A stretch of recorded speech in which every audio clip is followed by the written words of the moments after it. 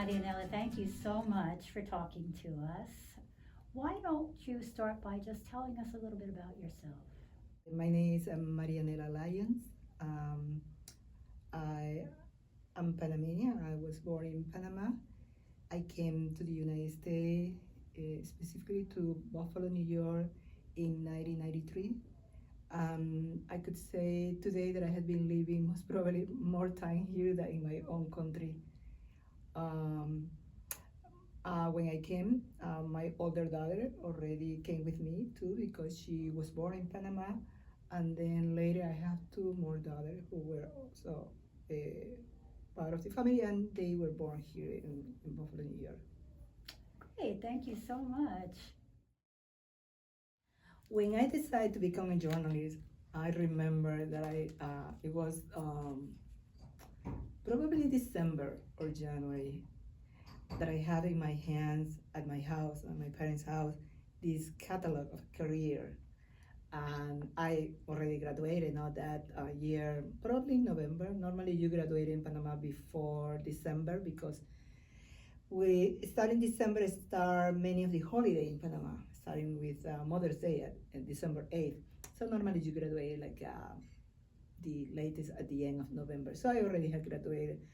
And I was enjoying the season. And when I say that is because Panama, in particular the city, is really hot. And December is one of the best months to be really in Panama because it's a transition of the tropical winter to the summer. And it's suddenly kind of become spring, kind of like a Panamanian spring. It still will be kind of hot for here, but it's really pleasant. Sorry, I remember having this catalog in my hands and going through all the careers, and I said, let's see. And I started reading, I said, no, this one is not. I don't think that I'm interested in this. I'm not interested in this. And suddenly I run into journalism and say, well, a person who wanted to become a journalist needs this skill, no?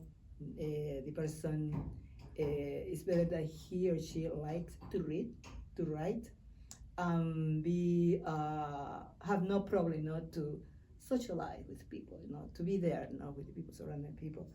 And I say to myself, well, I got two of them, writing and reading, but my goodness, I'm not sure about being too social because until that moment I was very, very shy. But then I decided, you know what? I'm gonna try it. And I think that this will be a good challenge for me. And then I started, I enrolled at the public university, La Universidad de Panama, University of Panama, and I started my career. I would say that the university time was one of the best for me. I really like it, being there. Well, being a student, almost at the end of my career, I start also exploring certain areas in Panama, as it was those journalists that work at the embassy, and that is called a press attaché, for the French word, or agregados de prensa, we said in Spanish. Something that I always have in my mind is that journalists can give you the freedom that many professions cannot give you.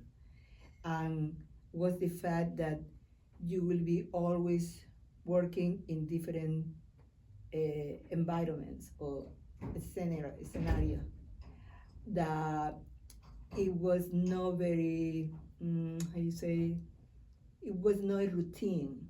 You will be always, talking with different people, talking about different topics, traveling. That's one of the things that I really like. Getting to know people, writing about something that you feel like through your writing you might help other people. So I was just fascinated with that. And little by little I started exploring and open doors to me by just proposing, to, in this case, I remember to the French embassy, I wanted to learn a little bit more about the work of the press attaché. How do you do that? And as always, one door can open to another door. And this is when I learned more about, for example, in this case, the French culture, how they were. I learned that, for example, the person who was from Paris in some way was a little bit different to those who were from Montpellier in the south or to the north, And I was really excited, about getting to know a world that until now I haven't really get to know. My last job was at the presidency of Panama, as I was working there in the press office. And in that moment, I did all kinds of things there, but I also worked with several of my colleagues. I had to check to the news that they were editing, before handing this to the boss, to my boss. And that was part of this, but I also was able to have the opportunity to write some speech in that moment for the First Lady. And even that I was not being paid for that directly, I feel like, this is a learning, and I really like it, and I really enjoy it to do that. Then, before I knew, I was here. And let's talk about that a little bit, because I've talked with you about how, as an English as a second language teacher, that I have found that people who have had very high intensity language positions in their countries sometimes really feel that discrepancy in the first stages of their language learning. And you want to talk a little bit about that, and maybe a little bit about how your journalism background has contributed to your experiences here in the United States. Yeah, this is a really interesting moment of my life, because I was arriving here to a place that was new to me, but it was not only what my eyes saw, but the sensation and how I perceived that. And of course, I was fascinated with all the new things that I was learning. However, climate played a role in that. It was really hard for me at the beginning, to be here with a long winter, to know that while here was winter, in my country was summer, to be far from my family, to be far from all the friends that I have, all the people that I know. Panama have this lifestyle where most of the life is outside, no more than inside. In Buffalo, because the climate is mostly inside, then you see that during the summer is more kind of like outside, but the summer is such a short period of time, that I was already missing that. As I mentioned, I came already with my older daughter, so I was in that moment not busy as a mother. She was very young at the time. Yeah, very young. Yes. She was a year and a half. As a person that just emigrated to this country, it was no it was not a small country. It was a huge country. So I feel so like there are so many things to learn, but at the same time it can be like overwhelming and things like that. Yes, to tell the truth, yes, it was difficult because I really miss all that life that I have. My social life was very strong in Panama before I left, and then so I came here, and it felt like I had just been put in the room, noise proof, Noise-proof room, room. right? Soundproof Yeah. room. Yeah, Right. that nobody really, I couldn't hear anything, just myself, So it was, in some way, I think that the starting of to travel inside of me, to explore the thing that until that moment I hasn't really explored more. It came out as a moment of joy, but also moments of sadness too, because again, I was feeling like, oh my goodness, now I was missing now my people in Panama, but at the same time, my career. However, I have a really strong sense of motherhood and me, and I knew that I wouldn't change in that moment. No, anything that I was feeling for uh, for the experience that I was having as a mother. I feel that I have a responsibility with my daughter because, well, I make also a decision that she was gonna come to this world. So I say, well, I don't want somebody else to raise them, to raise her. I wanted to raise her, to raise by myself, no, to raise in a family, my daughter, and little by little, I think that I was getting involved, no, in this role as a mother. But something that I think that never went away was my journalism, my journalism and me. To the point that I will say that when I had that experience with um, the learning of another language, the journalism was present there. It was there. Absolutely. Having Yeah. been your teacher, Yeah. I can verify that indubitably. Yeah. That I recognized your ability and love of language. I mean, a journalist has to be curious. It has to be persistent when they are looking for something. Uh, they have to love doing researches, and I did. When, for example, we embark in those adventure of books, believe me, several of the books I already have research for them, no? From the author to the topic to the way that they were writing. If this was something that was gonna be really good for the kids, for example. So I did all kind of researches about books to provide to my kids too, and of course, no, to me. But again, no, I was just so involved in that it was just a joy to really in that period of my life was really a joy being involved with my children, with my daughters, exploring their world and to learning through them this world where I was then. Right. And then it came years later, Teresa. She is the last one. She is 12 years apart in years from Gabriela and 8 years from Anita. And then I had to start again, with Teresa. With Teresa was a different experience. It was difficult at the beginning, but with time, I think I was rewarded. I think that I get to learn even more and beyond that about my role as a mother and of course my role as a journalist. It also teach me, I will say all of them had teach me, to face my challenge, to know that even if I say I do not want it, I know I have to because I didn't have a choice. I have to do it.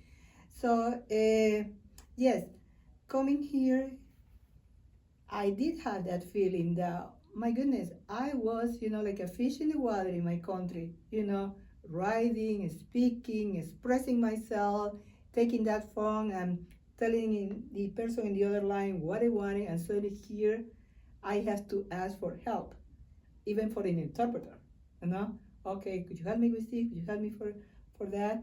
And yeah, you feel that frustration. No, I wish I could, just speak the language. I didn't have to go through an interpreter or asking for help to somebody else. But I think that that's part of the journey. And when you finally achieve what you're looking for, you see the benefit of that. So with this, I will say that it is extremely important to be patient. To be patient with yourself, to be patient with what is surrounding you in that moment, because you are processing that. The fact that you cannot speak the language right away, it doesn't mean that you are not learning. You are learning. Your brain is working in that, and to learn this new language, but also in to learn how to face the challenge that you encounter every day.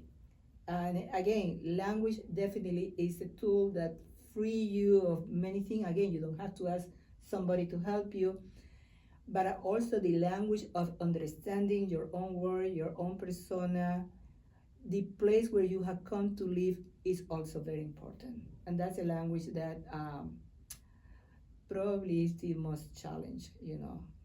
It could be the most challenge in your life too. So. Yeah, that's an interesting point. And I'm thinking about what you were saying about being having been a journalist and then coming here and then facing the challenges of the language. But one thing that you said was that internally you continued to be a journalist even while you were being a mom. Yeah. Internally you still were a journalist. And I don't know if you have any advice to give to somebody who has come to this country, who has had, maybe a career that involves a very high level use of language in their country, and might be feeling those frustrations. I'm hearing patience, and I'm hearing kind of an internalization. I don't know if you have any other advice that you would give to somebody who had a career, not necessarily journalism, but a career that really uses a lot of language.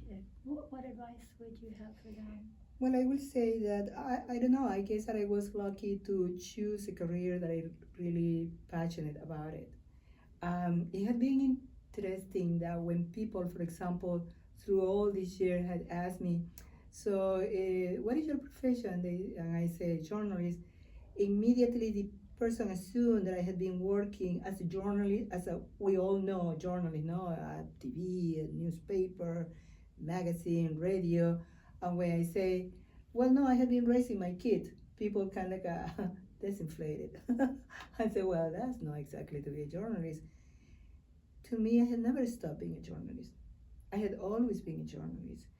The benefit that I see today is that I feel as fresh, if I could use the word, as I feel when I just graduated from the university, and even beyond that, because now I have the experience of life, but I also, during all this year, I never stopped that formation, that learning in my career, from speaking to people who were already, working in the field, to keeping my language and passing this to my children. I mean, it had been in some way a work of journalism that I had been doing with my daughter. So I think that a good advice, in my opinion, will be that if we take our profession out of the box, that we normally place most profession or almost every profession, I think that we get that the profession is gonna be all with you, no matter what. That the fact that you came here and suddenly you cannot express yourself in the way that you used to do in your country doesn't mean anything.